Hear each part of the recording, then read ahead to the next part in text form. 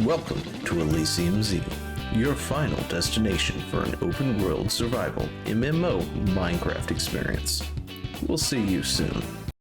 Good morning, Zio here, and today we'll be talking about different features that are in ElysiumZ. Gosh, can I get this right? Anyway, wasn't sure how to go ahead and record this because this is going to be a lot of information. I've got notes off to the side over here. So go ahead and grab yourself some coffee, sit back, relax, and let's get into it, shall we?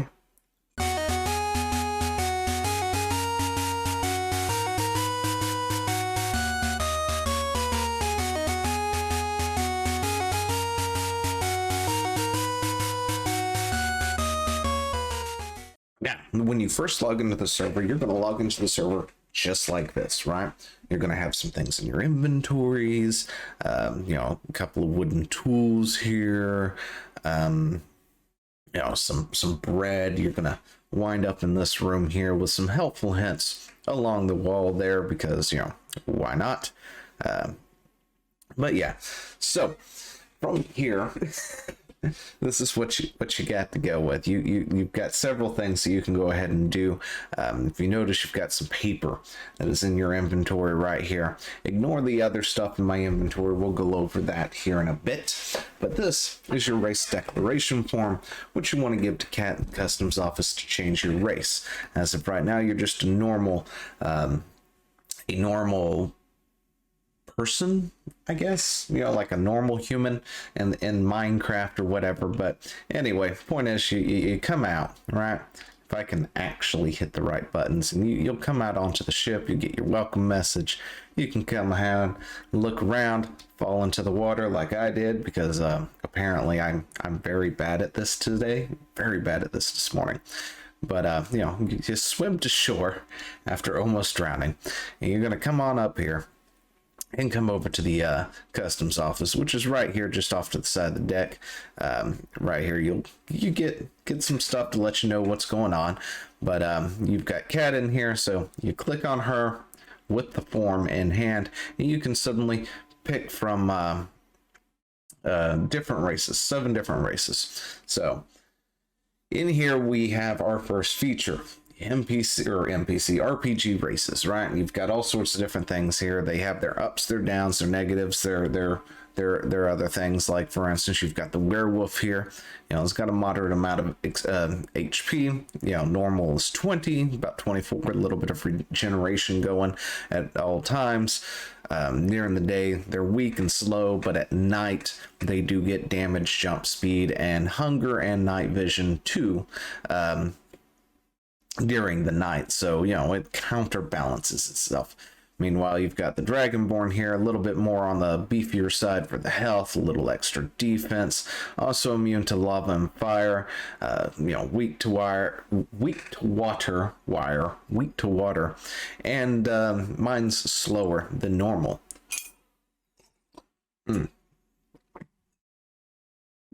Which of course is my favorite one, by the way. Nothing like swimming in lava.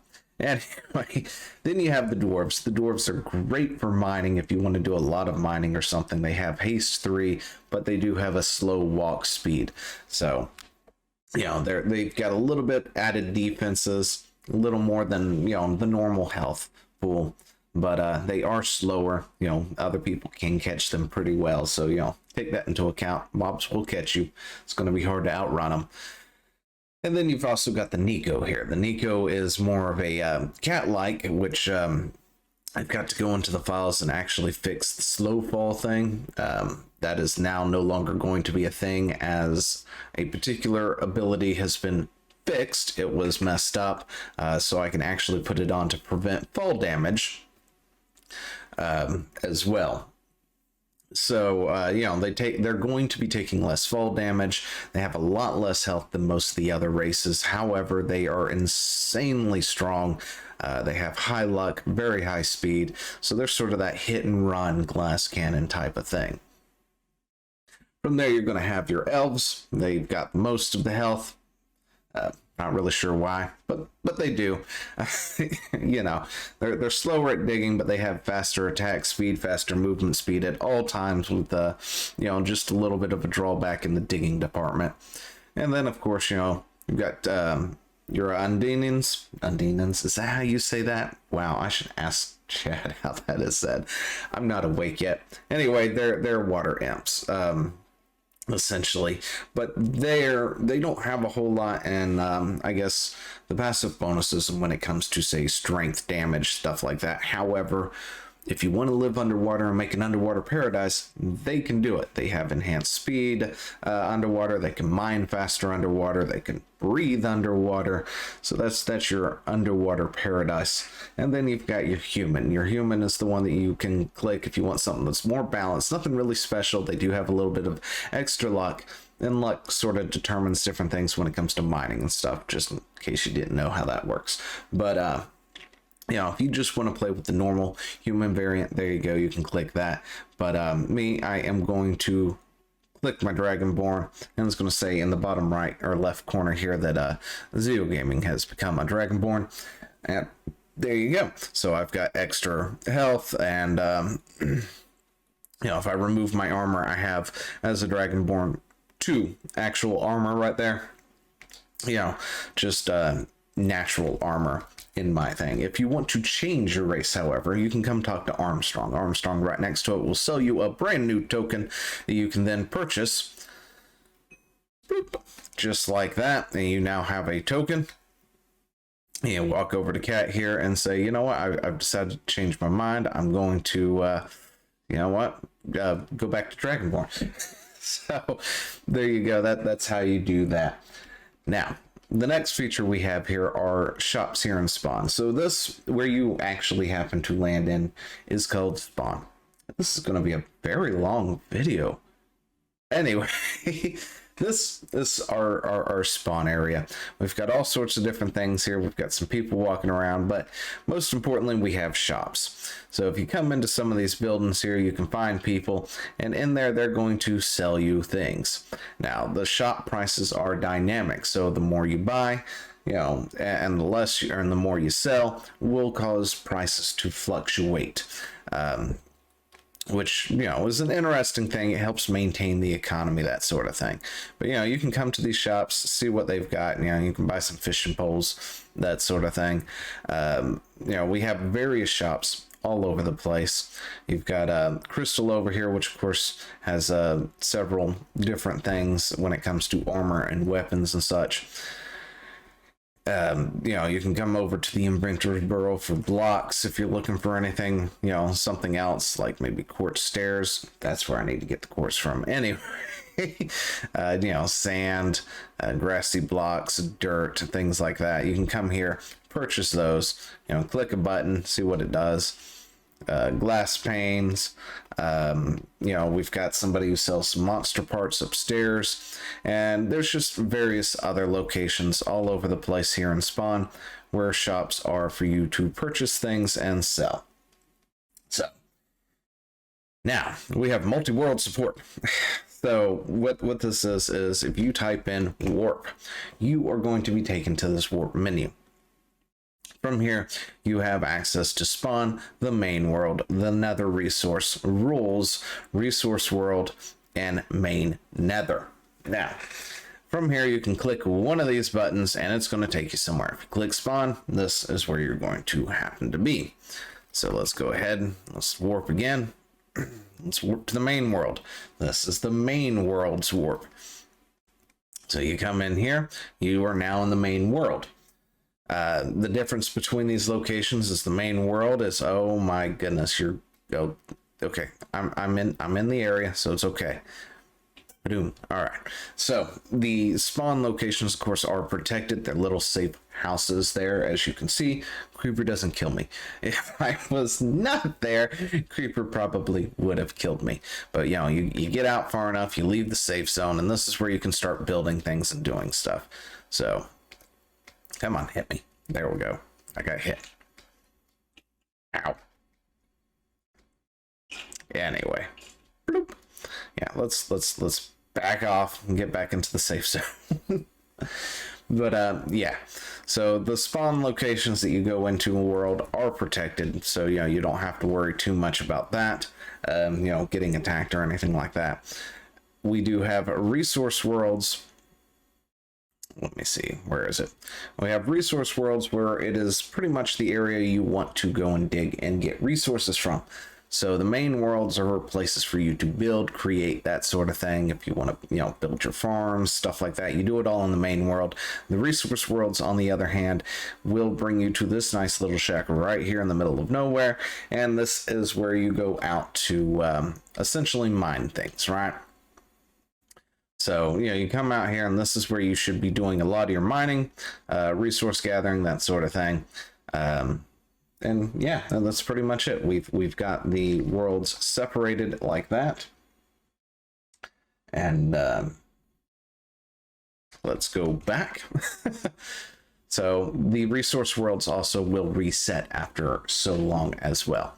So, don't worry about the resource world drying up. We will reset it at some point, which of course we will go ahead and say something in the Discord, because there is a Discord. So just in case you do have something over there that you don't want to be wiped clean, you've got a chance to go get it. Now, from there, we have the arena. This is where I'm going to start changing, some modes here. Just so we can make things a lot quicker and easier to get to certain locations. But over here in Spawn, we have an arena. The arena can be joined by typing /MA join. And then, of course, if you want to leave the arena, I've got some things posted here where you just type MA leave to leave said arena. But from here, it is a PvE arena that I'm currently working on still. I need to work on the rewards and other things, but after every 3 waves of enemies, you get some rewards, that sort of thing. But with this currently, there are 4 classes right now, and you pick a class, and then I guess that's all I got. Anyway, you pick a class, and then you essentially hit this. And of course, when you do go ahead and you start to do this, there will be a system-wide message that actually goes out and says, hey, somebody started an arena match. Do you want to join, that sort of thing? And you and your friends can go and join that if that's what you want to do and test your luck at it. And of course, it is not set to a particular time. It does keep score off to the side. And oh goodness. Oh wait, that's my pet. I get a pet as an archer. Cool. Awesome. Anyway, did not know that. Let's see. Apparently I did that wave way too quickly. Ow, I'm getting attacked. And I'm dead. There we go. I'm really bad at this, aren't I? Anyway, when you do die, you'll come up into the stands, and anybody else who's still participating, you can actually see what they're doing. You may leave. So when you do that, you do get all your stuff back. Of course, when you go in, it does kind of take all your items, so you can't bring things in. We are thinking of doing a PvP thing in there, and a way to actually bring in your items and stuff into it for a different mode. We just haven't done it yet. So the next feature, of course, is ranks. There are ranks in this particular server, just like any other server, and in order to help the server continue to be on, donations, of course, are greatly appreciated.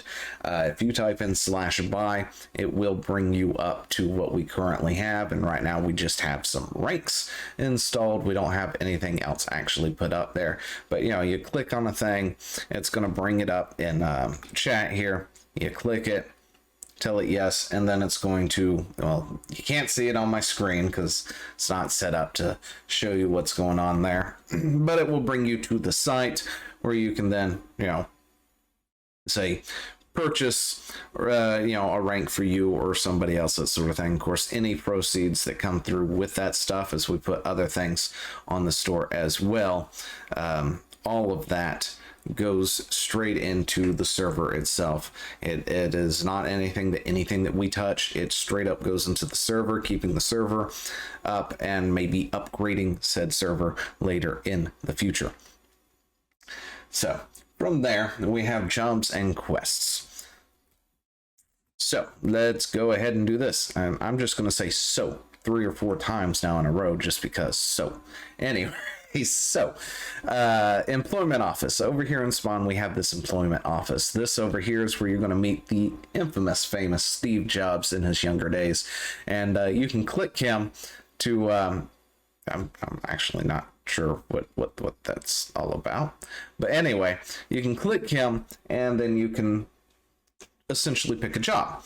So if you use the middle mouse button on your controller, which there was apparently no way to actually change that for whatever reason on my end, you know, it will allow you to leave a job. You can left click the job for more information, right click to get to join said job. But if you left click it, of course, it gives you information on the job. So, you know, if you pick builder, if you place down a birchwood plank, you get 0.36. You know, it's 36 cents for each one. And then you get points and experience, of course, to go with that as well. And let's see, what do I have? What do I have? I don't remember. I've got fishing. I got fishing. There we go. Got fishing. Anyway, yeah, with fishing, if you can catch fish, you get money for catching fish, right? And that's how that works. If you mine up stuff with the miner, you know, tag here, you know, mine up stone, you get some monies, nether quartz, stuff like that. So, you know, and that all goes into your balance because the economy is running on a cash dollar balance economy. So from there, we also have quests. Now, quests are automatically given to you. We don't have anything too special going on about that. They're just sort of basic quests. But essentially, the game automatically gives you quests. And you can come over here to this particular location in Spawn, and I can't walk outdoors, so that's just how it works. But the Hull of Heroes, right? And I'm going to have to end this here and do multiple videos because this is already running about 20 minutes.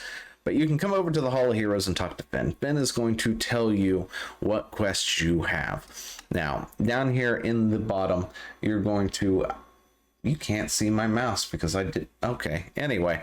Down here in the bottom, it's going to show you what quests that you have assigned to you at this moment. These quests are determined, and Leon, I thought I told you to stop doing that. Anyway, these quests are determined based on how long you've been on the server. So the longer you've been onto the server, the higher these quests get. You can then, of course, check the rewards by clicking show rewards, and it's going to come up and bring you rewards. So if you get 64 potatoes right now, which I have harvest 4 of 64, your reward is going to be 1 iron helmet, 1 chainmail chestplate, 1 iron pickaxe, you know, 96 birch logs. You're going to get 4 slime balls, and you know, get iron ore, 1 iron sword with sweeping edge, plus 1 compass. Now, these rewards are randomly generated from a list on various factors about, of course, how long you've been on the server. So you want better rewards, play longer on the server, do more quests. But say I don't want one of those quests, right? I can go ahead and talk to Kelly here, and it will come up and say, click on the quest you would like to skip. So yeah, I don't want to mine all this, right? So I'm going to click that. Your 3 quests has been skipped, and now it's giving me a new quest in place of that. Find a fortress. Of course you would. I'd rather mine. Anyway, so now we've got find a fortress. And of course we can do that. Reward is 864 experience, which of course it tells you right here when it gives you that new quest. Now you can skip quests once a day. I believe the in-game timer is actually 4 hours, but it should be 24 when I get around to it. But anyway, if you for whatever reason missed your rewards, because it will prompt you, or it's supposed to prompt you, you come up for Red here and you can click on him, and right now he says no rewards available. You can click on him and he will give you your reward. So if you missed whatever it was that first came up for you to get your rewards, come talk to Red. He'll help you out. He'll give you his rewards. And Leon here is just, you know, hunting zombies. So, and he keeps telling everybody, hi, I'm Leon. Not sure why. I've told him to stop doing that. He just doesn't listen. But yeah, if there's other things, of course, up here is where we have some other stuff as well to buy, like slime balls, things like that. Blaze rods. things. So, you know, monster shop, that sort of thing. Anyway, I think that is going to do it for the first part of what kind of features ElysiumZ has to offer. Now, we're 20 minutes in, so I'm going to be doing a couple of videos explaining all the different things. So we did just add some stuff. You can see them in my inventory right now of the things that I just recently added this morning before I recorded this. So with all that, you know, like, comment, subscribe, all that good stuff, and I will see you in the next one. Hey, thanks for watching. Don't forget to leave a comment, smash that like button, and always subscribe for more. And of course, there are other videos floating around somewhere on the screen, so click one of those and see if you can find something that suits your fancy. Till then, I'll see you later. Bye.